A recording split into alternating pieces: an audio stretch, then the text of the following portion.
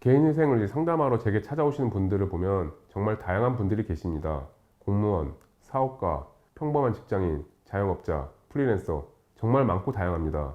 다만 그분들께 한 가지 공통점이 있다면은 그 누구도 일부러 빚을 지거나 경제적으로 어려운 상황에 처하려고 하지는 않았다는 것입니다.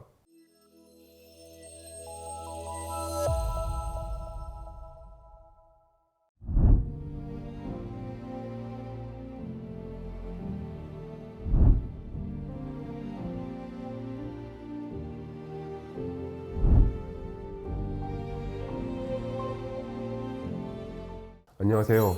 회생메이트 김태용 변호사입니다. 2023년 KBS 추정 60분에서 방영된 모두가 가난해진다 방송은 개인회생 전문 변호사에게도 여러 가지 생각을 하게 되는 내용이었던 것 같습니다. 일용직 건설 노동자 B씨는 몸을 갈아 넣는다라는 표현을 쓸 정도로 가장으로서 처자식들을 먹여 살리기 위해 하루 평균 12시간씩 주 6일을 근무한다고 합니다. 일용직 근로자의 임금 정산 기준이 1공수는 10시간, 2공수는 14시간, 2.5공수는 16시간으로 구분된다고 하는데 한 달 중 무려 17일은 2공수로 일하고 한 달에 딱 하루만 쉰 달도 있다고 합니다. 가족들이 보고 싶지만 왔다 갔다 하는 교통비도 만만치 않아서 현장 가까이에 있는 6인실 공동 숙소에서 월세를 내가면서 가족들과 떨어져 지내고 있습니다.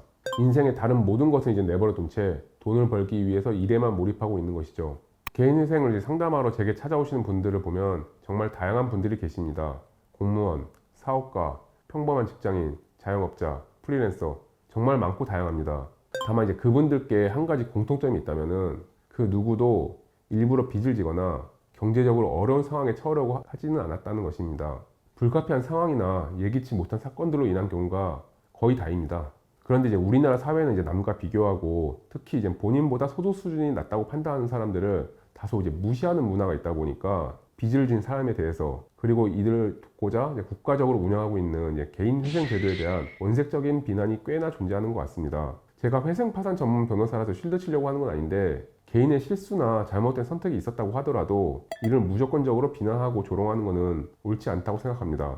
개인회생이나 개인 파산 제도가 존재하는 이유는 사람들이 다시 사회로 복귀해서 양질의 일자리에 취업할 수 있도록 도와주기 위해서입니다. 그렇기 때문에 본인이 어려운 상황까지 왔다는 점에 대해서 자책하고 좌절하기보다는 본인의 상황을 빨리 판단하고 정리할 수 있는 플랜을 세우는 것이 중요합니다. 따라서 현재 남아있는 빚을 어떻게 갚을지를 고민하는 것도 중요하지만 본인의 여러 사정들을 고려했을 때 책임질 수 있는 범위가 어디까지인지 그것을 명확하게 하는 것이 중요합니다. 간혹 개인회생 신청을 고민하고 계신 분들 중에서 변호사 상담료와 선임료를 부담스러워 하시는 분들이 있는데요. 여러분들의 상황에 맞춰서 변제금과 변제기간을 합리적인 선에서 인가받고 하루빨리 빚에 대한 압박에서 자유로워지시고 성실하게 갚아나가면서 재기를 하는 것이 훨씬 더 바람직하다고 생각됩니다. 본인이 개인회생, 파산 요건에 해당하는지 그리고 법제도를 통해서 구체적으로 어떤 도움을 받을 수 있을지 궁금하신 분들께서는 언제든 법무법인 A파트 김태용 변호사에게 문의 주시면 상세히 설명드리도록 하겠습니다.